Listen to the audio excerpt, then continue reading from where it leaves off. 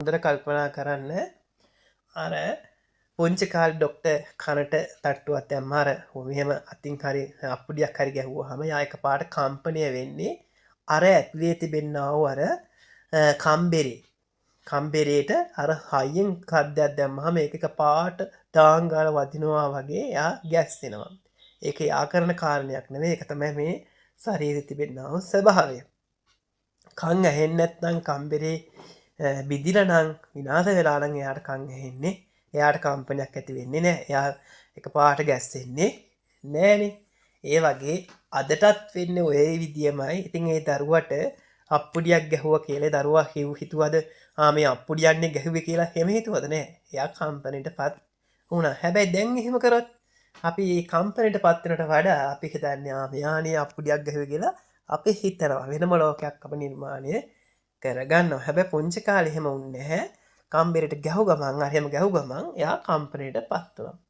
හැබැයි අදත් ඔය ටික ඔය ආකාරයෙන්ම ඔය කනට සිද්ධ වෙනවා. ඔය විදියටම ඔය ආකාරයෙන්ම සිද්ධ වෙනවා. හැබැයි අද පොඩි වෙනසක් තියෙනවා. ඒ තමයි අපි ඒ සද්දෙට අපි එක එක වචන හදාගෙන. අන්න එතනයි මේ ගැටලුව සිද්ධ වුණේ. එතකොට බලන්න හිතලා බලන්න පුංචි කාලේ තිබුණ නැති ගැටලුවක් ලොකු වෙනකොට තියෙනව නේද? අන්නේ තියෙන හේතුව පොඩ්ඩක් බලන්න. එතකොට ડોක්ටර් එහෙම කනට එහෙම ගැව්වහම ඩාන් ගන්න සද්දනේ ඇහුනේ. ඉන්හිහා දෙයක් සිද්ධ වුණේ නෑ. ඒතර වචනයක් සිද්ධ වුණේ නෑ. එහෙනම් දැන් කොහොමද එහෙම වෙන්නේ? පුංචි කාලේ එහෙම සිද්ධ වුණේ නැහැ. එහෙම වචනයක් සිද්ධ වුණෙත් නෑ. වචනයක් එතන කියවුණෙත් නෑ. වචනයක් ඇහුණෙත් නෑ. හැබැයි දැන් එහෙම නෙවෙයිනේ. දැන් එහෙමකට වචන හැවිල්ලා එක එක ඒවා ඇවිල්ලා නේද? දැන් කනට තට්ටු කරොත් කවුරු හරි කෙනෙක් ඇවිල්ලා මොකද ඔයාලා කියන්නේ? මේ ડોක්ටර් තමයි මේ කනට තට්ටුවක් දැම්මේ. මට තමයි මගේ අක්කා තමයි මේ කනට තට්ටුවක් දැම්මේ කියලා. ඔයාලා වෙනම ලෝකයක් හදාගෙන ඉවරයි. කරන්න දෙයක් නෑ ඉතින්. නේ දැන් අපිටත් ඔය ටික ඔය ආකාරයෙන්ම සිද්ධ වෙනවා. හැබැයි ඒකට දැනගෙන ඉන්න එක තමයි වටින්නේ. හරි. ඊළඟට දැන් ඇහැ මොකද වුනේ? ඇහැට උනෙත් ඔය දේමනේ. ඔන්න දැන් ඇහැ ඉස්සරහට කෙනෙක් ආවා. එහෙම නැත්නම් ටෝච් එක ඇහැට ගැහුවා. ගැහුවාම පොඩි එකා හිතුවද කවදාවත් මේ මගේ ડોක්ටර් තමයි ටෝච් එක ඇහැට ගැහුවේ කියලා හිතුවද නෑ.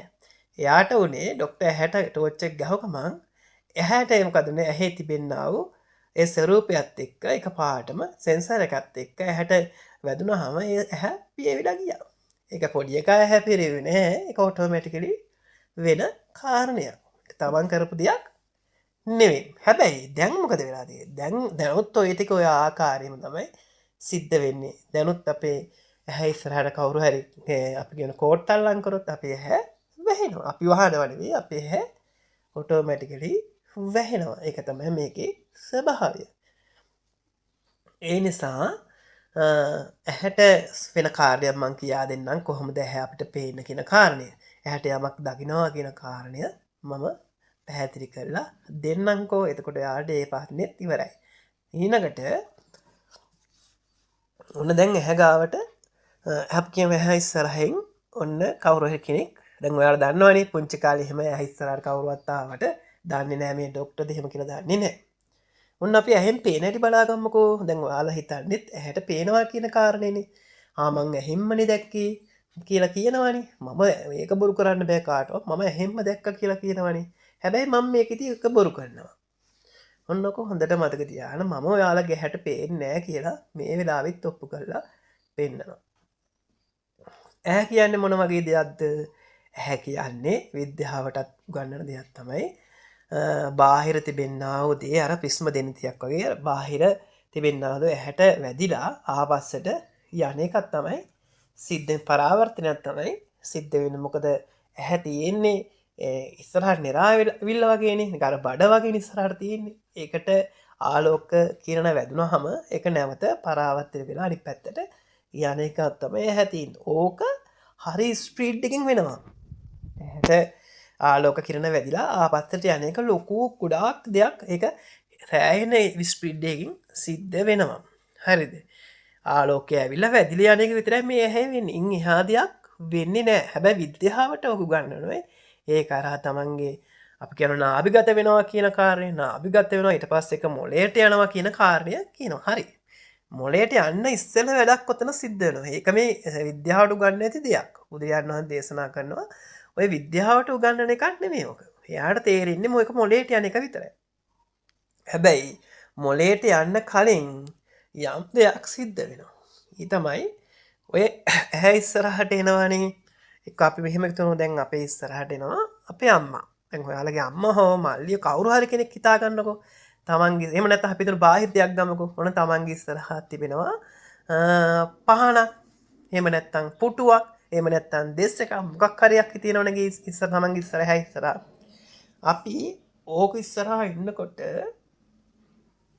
අපි ඒක අතීතයට යන්නේ නැද්ද? දැන් ඔන්න මං ඉස්සරහා තියෙන පුටුව කියනකොටම කොහෙටද අපි යන්නේ? අතීතයට ගිහිල්ලා ඇවිල්ලා නෙවෙයිද ඔයාලා පුටුව කියලා ඒක හදාගන්න.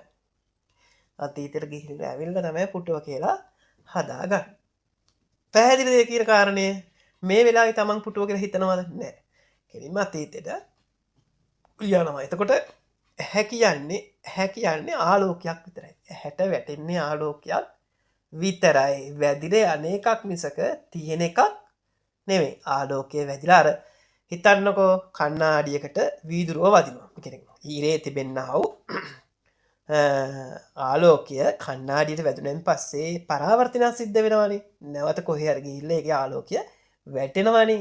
ඒ වගේ අර බාහිර තිබෙන්නා වූ යම් වස්තුවක යම් දෙයක ආලෝකය වැටෙනවා ඇහැට. ආලෝකය වැටෙන ගමන් මොකද වෙන්නේ? ඒක අර අනිත් පැත්ත දකිනවා වගේ අර පරාවර්තනයක් සිද්ධ වෙනවා විතරයි වෙන්නේ. ඕක හරි ස්පීඩ් එකකට වෙනවා. සාමාන්‍ය අපි ගත්තොත් තප්පරයකට කෝටි ගණනක් වගේ ওই ස්පීඩ් එකට ඔහොම වැදිලා වේගී යනවා. ඒක මම තවත් උදාහරණයක් දෙන්නම්කෝ. දැන් ඔන්න ඔහොම දැන් අපි හිතමුකෝ ගිනි පෙල්ලක්. හරිද? ගිනි පෙල්ලක් ඔන්න දැන් මනසට ගන්න. දැන් ඔයාලා මැවුණානේ ගිනි පෙල්ල. ඔන්න ගිනි පෙල්ල මැවුණා මනසට අරගත්තාම ඔය ගිනි පෙල්ල වේගයෙන් කරකවන්න. හරිද? දැන් ගිනි පෙල්ලයි තියෙන්නේ. එක ගිනි පෙල්ලයි තියෙන්නේ. හැබැයි ඔයාලා ඕක වේගෙන් කරකවනවා. ඊට පස්සේ මොකද වෙන්නේ? වේගෙන් කරකවනකොට ඔයාලා රවුමක් හැදෙනවා නේද? වේගින් කරකවනකොට රවුමක් හැදෙනවා. හැබැයි ඒ රවුම ස්ථිරයිද? නෑ නේද? ඒ රවුම අපිට පේන විදිය රවුම වලට වේගي වැඩිකමට රවුම හැදුන මිසක ස්ථිර රවුමක් හැදුනේ නෑ. අන්න ඒ වගේ මේ ඇහැට පේනවනේ ආලෝක. ඒ ආලෝක කිරණ වැදිලා යනවා. ඕක වේගයට සිද්ධ වෙනවා. ඒ වේගයට සිද්ධ වීම තුළ අපි හිතනවා යමක් ඉස්සරහට තියෙනවා කියලා. දැන් ඔයාලට හොඳටම මේක පැහැදිලි වෙන්න ඕන. යමක් ඉස්සරහා තියෙනවා කියලා අවබෝධය එනවා. හරිද? හැබැයි ඒක මොකද්ද කියලා දන්නේ නැහැ පුංචි කාලේ. ඒ හැදිලා එන එක මොකද්ද කියලා දන්නේ නැහැ. අන්න එතනයි ගැටලුව තියෙන්නේ. පුංචි කාලේ මොකද්ද කියලා දන්නේ නැහැ. එයා උඩපොඩ බලාගෙන ඉන්නවා. මොකද්ද මේ ආලෝක සංඥාව වැඩි යනවා කියලා. හැබැයි ඔන්න බාහිරෙන් එහෙම හිතුවට බාහිරින් මෙයාට දෙනවා පුතේ ඔය ඉන්නේ අම්මා තමයි ඇවිල්ලා ඉන්නේ. මේ ඉන්නේ ඔබගේ අම්මා. මෙන්න ඉන්නවා අම්මා. අර ආලෝකයක් ඇවිල්ලා යන්නේ. හැබැයි අරයා කියනවා අම්මා කියනවා මේ ඉන්නේ පුතේ අම්මා. මේ ඉන්නේ පුතේ අම්මා. මේ ඉන්නේ අම්මා. කයි කියන්නකෝ අම්මා කියලා එහෙම තාත්තා කියලා ඔන්න කියන්න පටන් ගන්නවා. දැන් ආලෝකයක් විතරයි දරුවට පෙනෙන්නේ. පෙනිලා යනවා. ඒකට එයා රැවටිලා ඒක දිහා බලාගෙන ඉන්නවා. හැබැයි අම්මා මොකද කරන්නේ? ඒ ඇස්සේ පුතේ මේ ඉන්නේ අම්මා කියලා අර ආලෝක සංඥාව පෙන්නනවා. නිතරම පෙන්නනකොට ඒ කියන්නේ කටින්නේ. කටින් කියන වචනේ අර කම්පිරිය වදිනවා. ඔන්න කාලයක් තිස්සේ ඕක ඇහෙනවා එයාට. කාලයක් තිස්සේ මේ අම්මා කියනොන සද්දෙත් එයාගේ කනට වදිනවා. වැදෙනකොට ඒකම තමයි අර ආලෝක කිරණ තමන්ගේ ඇහැ ඉස්සරහා ඉන්නේ. අන්න එතකොට මෙයා කාලයක් තිස්සේ මේක අහනවා මේක ඇතිදීමක් නෑනේ. අහනවා එයා කාලයක් බහ තෝරන්න පටන් ගන්නවා. ගල මහත් කියන්නේ මහා කියලා මහතෝගෙන බහ තෝරන්න පටන් ඕනම දෙයක් මේ සංසාරේ පුරුදු කරන් ආපු ගමනක් නෙමේ තියෙන්නේ. ඒ නිසා මෙයා කාලයක් තියලා ගිහිල්ලා මේක පුරුදු වෙන. එහෙම නැත්නම් අපි සතෙක් ගම්මකෝ තිරිසන් සතෙක්. එයා එයාගේ අම්මා කියන විදිහටම නේද කතා කරන්නේ. බල්ලෙක් නම් මොකද කරන්නේ? බල්ලත් ඒ විදිහම තමයි මුරන්නේ. මේ විදිහට ඇහෙන එක තමයි යා ක්‍රියාත්මක කරන්නේ. ඔන්න බලන්න ඇත්තටම සිද්ධ වුණේ ඇහැට ආලෝක කිරණ වැදිලා පරාවර්තන වීමන්නේ සිද්ධ වුණේ. ඉතින් ආලෝකය කිරණ වැටුනහම කවදාවත් ඔයාලට හිතෙනවද ආලෝක කිරණෙන් අම්ම කෙනෙක් මැවෙයි කියලා? ආලෝක කිරණෙන් යම් වස්තුවක් එහෙම නැත්නම් තමන්ගේ ඉස්සරහ තියෙන මේසයක් පුටුවක් මැවෙයි කියලා හිතනවද? හිතන්න පුළුවන්ද? බෑ නේද? එහෙනම් ඇහැ කියන කාරණේට ඇත්තටම දෙයක් පේනවා නෙවෙයි ආලෝක කිරණක් ඇවිල්ලා වැදිලා යන එකක් තමයි සිද්ධ වෙන්නේ. ඇයි පුංචි කාලේ අම්මා කියලා කෙනෙක් හිටියේ නැති වුණාට මාස 6ක් 7ක් යනකොට යාගේ මනසේ අම්මා කෙනෙක් කෙනා රැඳුණා. මේ ඉන්නේ අම්මා.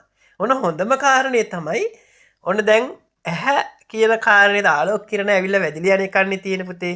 දුවේ මතක තියාගන්න. ඉතින් කන කියන ආයතනෙ මොකද වෙන්නේ? අර කටින් පිට වෙන සවුන්ඩ් එක වදිනවා කනේ. වැදිලා යන එකක් වෙන්නේ. එහෙනම් මේ ආයතන දෙකෙන්ම අම්මා හැදුනද? නෑ. මේ ආයතන දෙකෙන්වත් පුටුවක් දෙස් එකක් ෆෝන් එකක් බිත්තියක් වහලක් ගියක් මේවා හැදුනද? නෑ. කන කියන ආයතනේ වෙන්නේ සද්ද ඇවිල්ලා වැදිලා යන එක විතරයි. වචන වලට හැරුණේ නෑ. ඇහැ කියන ආයතනෙන් වෙන්නේ ආලෝක කරණක් ඇවිල්ලා වැදිලා යන එක විතරයි. ආලෝකයක් අම්මා කෙනෙක් තාත්තා කෙනෙක් මැවුනේ නෑ. එහෙනම් ආයතන දෙකෙන්ම කිසි දෙයක් වුණේ නෑ. එහෙනම් ඒ ආයතන දෙකෙන් කිසි පළක් නෑ. ඇති වැඩක් නෑ. තේරුමක් ඇති දෙයක් නෙවෙයි වෙච්ච දෙයක්. හැබැයි ඔය ආයතන දෙක අපි ගලපන්න උත්සාහ කරනවා. අන්නර ඇතුලෙන් මං කියවන සංසාරේ යම් කෙනෙක් යමක් අල්ලගන්න අපි උත්සාහ කරනවා කියලා. උපාදාන පත්‍ය භව. යම් දෙයකට ආසාවක් ඇති වෙලා බාහිර ලෝකෙ තියෙනවා මේ තියෙන දේවල් ඔක්කොම සත්‍ය දේවල් මේවත් තිබෙන දේවල් අම්මා තාත්තා ඉන්නවා තාත්තා අම්මා ඉන්නවා කියන්නේ අනංගේ මල්ලිලා මේ කට්ටිය ඉන්නවා කියන ස්වරූපෙන්නේ අපි සංසාරේ ආවේ. ඒ නිසා අපි මේ බාහිර තිබෙනා වූ ලෝකය තියෙනවා කියන අදහස් තමයි තියන් හිටියේ. ඒ නිසා මොකද වුනේ? අන්න අර විඥානය කියන කාරණේ පහළ වෙලා තියෙන්නේ. නේද? විඥානය නිසා නැවත උප්පත්ති ලබන්නේ. අන්න ඒ නිසා නිතරම මොකද කරන්නේ? බාහිර ලෝකේ අපි අල්ල ගන්න උත්සාහ කරනවා. අල්ලන්න උත්සාහ. අන්න කනෙන් ඇහෙන්නා වූ සද්දයක් අර බාහිරින් පෙනෙන ආලෝක සංඥාවක් අර වේගෙට වැදෙන්නා වූ ආලෝක සංඥාවත් මේ දෙක එකට ගලපන්න උත්සාහ කරනවා මනෝ සංචේතනා කියන කාරණය. මනස එහෙම නැත්නම් විඥාණයෙන් අර දෙක ගලපන්න ගැට ගහ ගන්න උත්සාහ කරනවා. කාලයක් තිස්සේ දැකලා අහලම දැකලම අම්මා කියලා බහ තෝරන්න පටන් ගන්නවා. අන්න අම්මා කියලා බහ තෝරන්න පටන් අරගෙන මාස 6ක් විතර යනකොට මෙයා අම්මා කියන වචනය ඉගෙන ගන්නවා. එතකොට එකපාරට කිව්වද? නෑ. කාලයක් තිස්සේ තමයි අම්මා කියන වචනය පුරුදු වුණේ. ඊළඟට මොකද්ද කියන්නේ? ඊළඟට මේක ගෙදෙට්ට එන හැම කෙනෙකුටම අම්මා කියන්න උත්සාහ කරනවා. මොකද ආලෝකේ ඒ අම්මා වගේම ආලෝක සංඥාවක් ගෙදෙට්ට එනවා. ගෑනු පරාණ ගෙදෙට්ට එනවා. එනකොට ඉතින් අර එච්චරම යාට වටහා ගන්න බැරි වුණත් යම්කිසි ආලෝක සංඥාවක් මනසේ හදාගත්ත නිසා ඒ එන හැමෝටම අම්මා. තව කාලයක් යද්දි මෙයාට අම්මා නිතරම පේන්න ඉන්නවා. එතකොට අම්මා කියන්නේ මෙයාට වෙන්නේ නැති කියලා එයා මොකද කරන්නේ? අරක බැඳීම හටා ගන්න. කොහේවත් නැති දෙයක් කිසිම තැනක අම්මා කියන දෙයක් රූපයක් නැති තැනකට අපි රූපයක් තියෙනවා කියලා ගැටි හදාගත්තා. ඔන්න ඔතනින් තමයි අපි නැවත මේ සංසාරේ ගැට හදාගෙන මේ සංසාරයෙන් යන්නේ. ඔතන ඔය ගැටේ ලියන්න පුළුවන්කම තිබුණා නම් පුංචි කාලේ ඉඳලා ටික ගහගන්න පුළුවන් වුණා නම් පුංචි කාලේම අරහත්ත්වයටපත් වෙනවා. මොකද එයා දන්නවා මෙතන ඇති දෙයක් හරියක් නෑ ඵලයක් නෑ කියන කාරණය. එතකොට අම්මා තාත්තා ඒ වගේම නංගි මල්ලි මේ සියලුම දෙනා ටික අපි හදාගෙන යනවා. හැබැයි අපි මෙහෙම කල්පනා කරමු. දැන් ඕම හැදුවා කියමු. යමෙක් පුංචි කාලේ ඉඳන් කාමරයකට දාලා වහලා තිනවා. හැබැයි ඒ ළමයාගෙන් ඇහුවොත් මම මෙන්න මෙහෙම ඒකත් උත්තර දෙන්නම් ඔයාලට. ඒකත් තේරෙන විදියට. ඔන්න ඉපදෙනවා ළමයි දෙන්නේ. එකම දවසේ ඉපදෙන්නේ. නියුණු දෙන්නෙක් ඉපදෙනවා. එක ළමයෙක් කාමරයකට දාලා වහනවා. අනිත් ළමයා ඉස්සරහා අම්මත් එක්ක කොහොම හැදෙනවා. අවුරුදු 10ක් යනවා. කොහොම හරි කාමරේ හිටපු කෙනාට කෑම බීම දෙනවා මැෂින් එකකින් හරි.